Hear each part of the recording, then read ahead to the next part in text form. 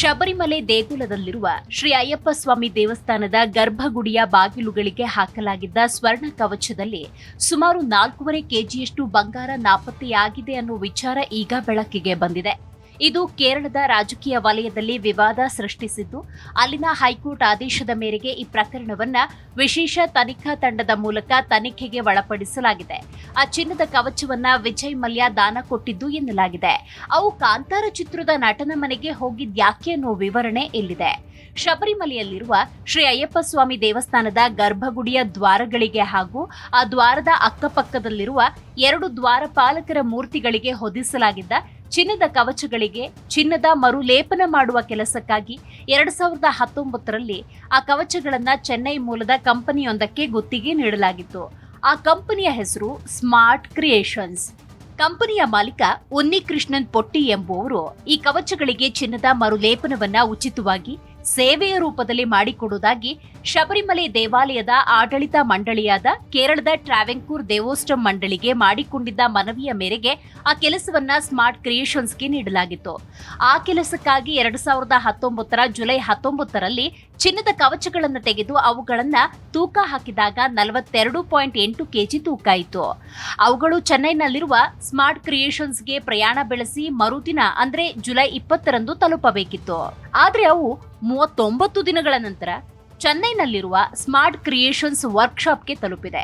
ಅಲ್ಲಿ ಹೋದ ನಂತರ ತೂಕ ಹಾಕಿದಾಗ ಆ ಕವಚಗಳ ಒಟ್ಟು ತೂಕ 38.25 ಕೆಜಿ ತೂಕ ಇತ್ತು. ಅಂದರೆ ಶಬರಿಮಲೆಯಿಂದ ಚೆನ್ನೈ ತಲುಪುವಷ್ಟರಲ್ಲಿ ಮಾರ್ಗ ಮಧ್ಯೆ 4.54 ಕೆಜಿ ಕಡಿಮೆಯಾಗಿತ್ತು.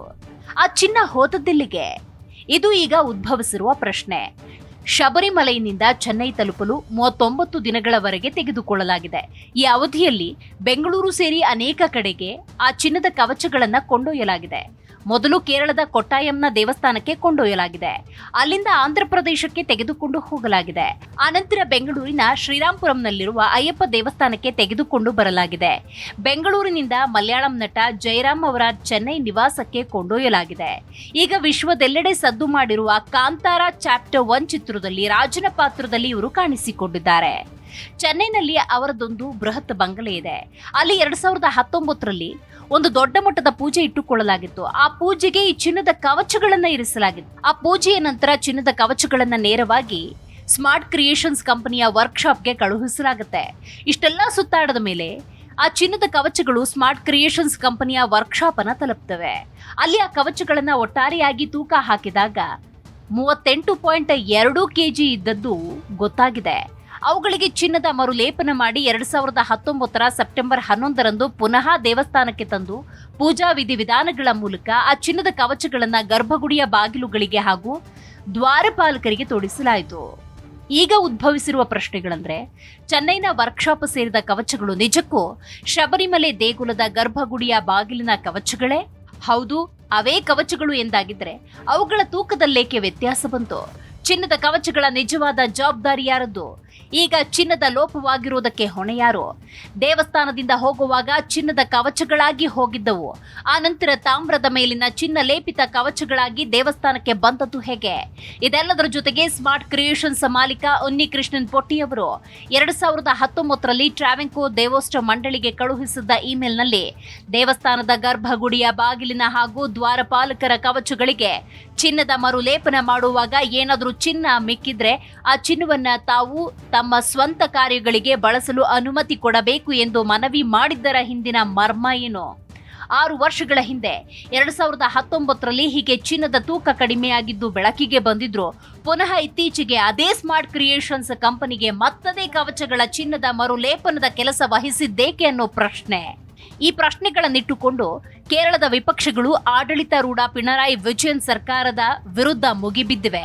ಅತ್ತ 2019ರಲ್ಲಿ ಪೊಟ್ಟಿ ಅವರು ಉಳಿದ ಚಿನ್ನವನ್ನ ಬಳಸಬಹುದೇ ಎಂದು ದೇವೋಸ್ಟ ಮಂಡಳಿಯನ್ನ ಕೇಳಿರೋದು ಅಸಹಜ ಹಾಗೂ ಹಲವು ಅನುಮಾನಗಳಿಗೆ ಕಾರಣವಾಗಿದೆ ಎಂದು ನ್ಯಾಯಾಲಯದಲ್ಲಿ ವಿಚಾರಣೆಯ ವೇಳೆ ನ್ಯಾಯಪೀಠವೇ ಅಭಿಪ್ರಾಯಪಟ್ಟಿದೆ.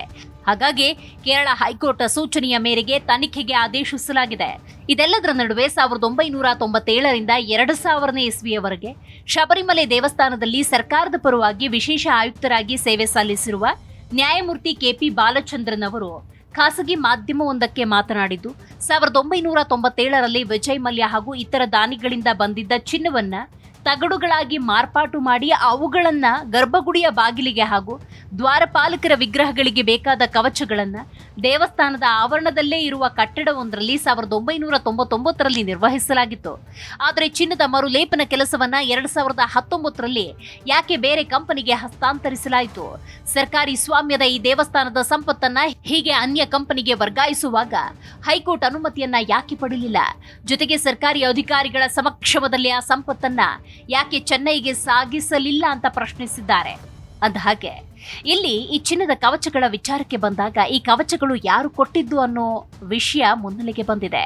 ಶ್ರೀ ಸ್ವಾಮಿಯ ಸನ್ನಿಧಿಯ ಗರ್ಭಗುಡಿಯ ಬಾಗಿಲುಗಳಿಗೆ 1998ರಲ್ಲಿ ಭಾರತೀಯ ಉದ್ಯಮ ಕ್ಷೇತ್ರದಲ್ಲಿ ದೈತ್ಯ ಉದ್ಯಮಿ ಎಂಬ ಹೆಸರು ಪಡೆದಿದ್ದ ಕರ್ನಾಟಕದ ವಿಜಯ್ ಮಲ್ಯ ಅವರು ಚಿನ್ನದ ಕವಚ ಹಾಕಿಸಿದ್ರು ಎಂದು ದಾಖಲೆಗಳಲ್ಲಿ ಉಲ್ಲೇಖವಾಗಿದೆ. 1998ರಲ್ಲಿ ಇದಕ್ಕಾಗಿ ಮಲ್ಯ ಅವರು 30 ಕೆಜಿ ಚಿನ್ನವನ್ನ ದಾನ ಕೊಟ್ಟಿದ್ರು. ಮರುವರ್ಷ ಅಂದ್ರೆ 1999ರಲ್ಲಿ ಮಲ್ಯ ಕೊಟ್ಟಿದ್ದ ಚಿನ್ನಕ್ಕೆ ಇನ್ನೂ 800 ಗ್ರಾಂ ಚಿನ್ನವನ್ನ ಸೇರಿಸಿ ಗರ್ಭಗುಡಿಯ ಬಾಗಿಲಿಗೆ ಹಾಗೂ ಬಾಗಿಲ ಪಕ್ಕದಲ್ಲಿರುವ ದ್ವಾರಪಾಲಕರ ಮೂರ್ತಿಗಳಿಗೆ ಚಿನ್ನದ ಕವಚಗಳನ್ನ ಮಾಡಲಾಗಿತ್ತು ಅಂತ ಮೂಲಗಳು ತಿಳಿಸಿವೆ. ಈಗ ಚಿನ್ನ ನಾಪತ್ತೆಯಾಗಿರುವ ಹಿನ್ನೆಲೆಯಲ್ಲಿ ಮಲ್ಯ ಅವರು ಬಂಗಾರ ಕೊಟ್ಟಾಗಲೇ ತಾಮ್ರದ ತಗಡಿನ ಮೇಲೆ ಚಿನ್ನದ ಲೇಪನ ಮಾಡಿ ಅವುಗಳನ್ನ ಶ್ರೀ ಸ್ವಾಮಿಯ ಸನ್ನಿಧಾನದಲ್ಲಿರುವ ಗರ್ಭಗುಡಿಯ ಬಾಗಿಲಿಗೆ ಹಾಗೂ ಆ ಬಾಗಿಲಿನ ಪಕ್ಕದಲ್ಲಿರುವ ದ್ವಾರಪಾಲಕರಿಗೆ ಕವಚಗಳನ್ನಾಗಿಸಲಾಗಿತ್ತೇ ಅಥವಾ ಅವು ಆಗಲೇ ಅಪ್ಪಟ ಬಂಗಾರದ್ದಾಗಿತ್ತಾ ಅನ್ನೋ ಮೂಲ ವಿಚಾರದ ಬಗ್ಗೆ ಪ್ರಶ್ನೆ ಎದ್ದಿದೆ. ಹಾಗಾಗಿ ಎಸ್ಐಟಿಯು ಆ ಕುರಿತಂತೆ ದಾಖಲೆಗಳನ್ನ ಸಂಗ್ರಹಿಸಿ ತನಿಖೆ ಮುಂದುವರೆಸಿದೆ.